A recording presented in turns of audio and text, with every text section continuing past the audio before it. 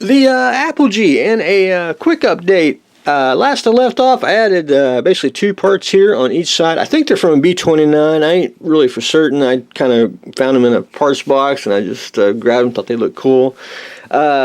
I need to add some more parts, like I said before, just to fill in a few other little spots. And then I want to do some scribing some panel lines, just to keep with the tradition of the Battlestar ships. If you ever see some of them, they have a lot of scribe panel lines, plus kit bash parts. And I just don't like to take random parts, just grab a handful and glue it on. I don't like to do that. I like to pick and choose. I think certain things look cool in certain places, and I think we'll keep adding on. It just needs a little bit more, and then do some scribing panel lines, and then we'll flip it over, and we'll start adding a few small parts on the bottom here, and then basically scribe panel lines on top, and then hopefully we can paint it in a couple of weeks is what I'm hoping.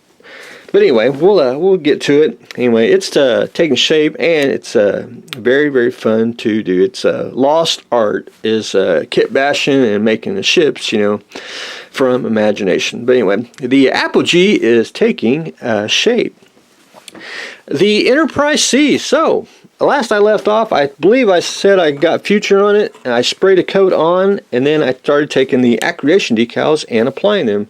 I got the bottom here, the pylons, and I started working on the side here. And once this dries and I get a little bit of microsol on there, I'm going to put that on and then mirror the other side, and that way when there's left and right, I try to do both sides at the same time. That way it's just a little easier and more of an assembly line when you do decals. But anyway, they go on pretty good. I know a lot of people have one complaint with the accretions.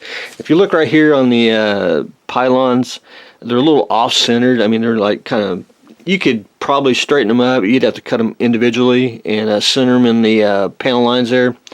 I didn't see a problem just leaving them a little off-centered. I think it looks pretty darn slick the way it is. And but anyway, that's where I stand on that. My next thing, what I want to do is, I want to, after I get most of the decals on, that's basically what I say Aztec, the panel lines and all that. I want to go back in with airbrush, and I'm just going to paint the lifeboats. I really don't want to put all the little lifeboats on, which they're probably, I know they're excellent because these are JT graphics, but they might be thin, as in color wise, they're transparent. So I think paint will probably be a little bit better.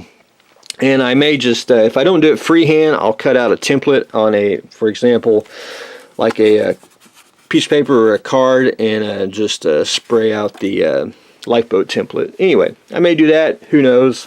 We'll just see once we get there. And number one, I am not in the painting mood right now.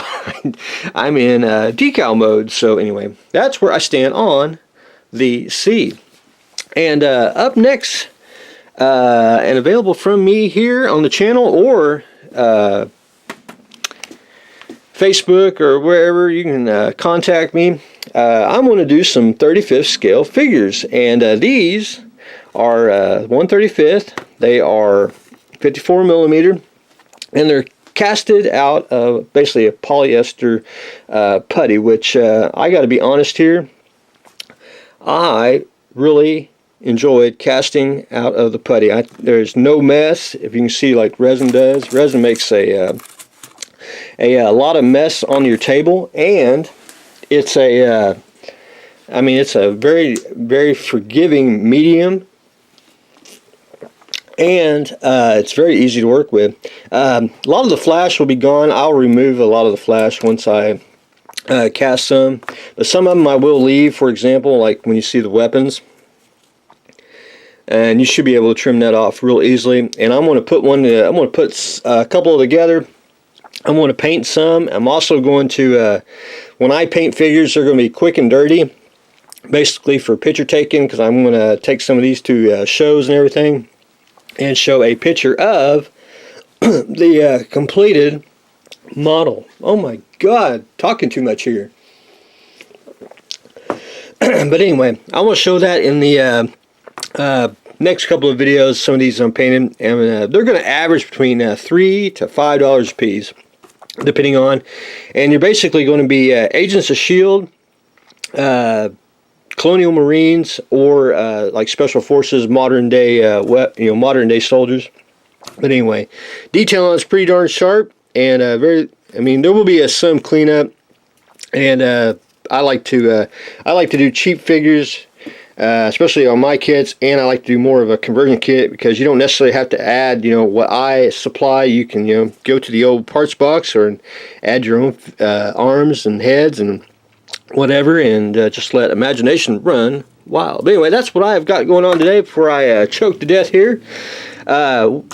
I'll be adding some new figures to the store there in Facebook land and here on YouTube, and we are starting decal duty on the Enterprise C, and of course the Apogee still getting some love. So that's what I got going on today. Stay tuned for the next exciting episode.